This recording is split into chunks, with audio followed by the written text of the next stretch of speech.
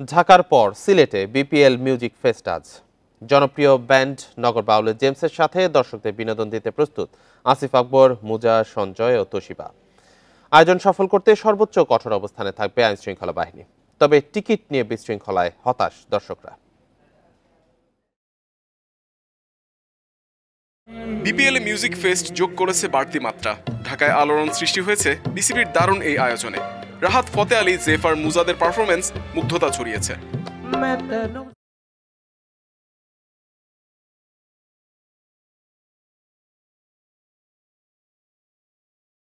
ঢাকা মাতিয়ে BPL music ফেস্টের পরবর্তী গন্তব্য চায়ের নগরী সিলেটে।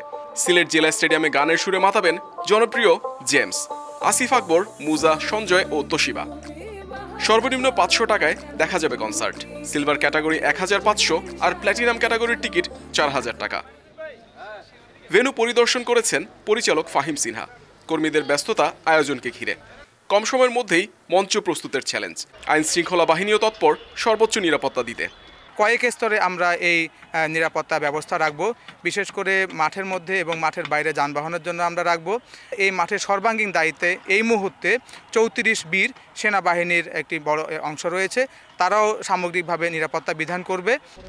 মিউজিক ফেস্ট দর্শক আগ্রহের তুঙ্গে, অথচ টিকিট বিক্রি নিয়ে কোনো দিক নির্দেশনা নেই বিসিবির। আগের দিন অপেক্ষা করলেও অনেকে ফিরেছেন হতাশ হয়ে। না, আমরা অনেক জায়গায় যোগাযোগ করছি, কেউ এখনো কিছু বলতে পারতেছে না টিকিট কোন জায়গায় দিবে, কিভাবে আসবে। অনলাইনে পর্যন্ত টিকিট পর্যন্ত আমরা পাচ্ছি না। বিপিএলের কনসার্ট মানে অন্যরকম ফিলিংস।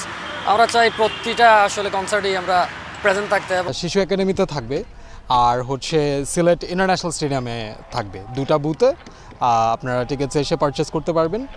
মাঠের বাইরের আয়োজন দৃষ্টিনন্দন। মাঠের পারফরমেন্সে বিপিএল কতটা প্রত্যাশা মেটাতে পারবে সেটাই প্রশ্ন। এসো দেশ বদলাই, পৃথিবী বদলাই, যে মন্ত্র সারা বিশ্ব ছড়িয়ে দেওয়ার লক্ষ্য বিসিবির।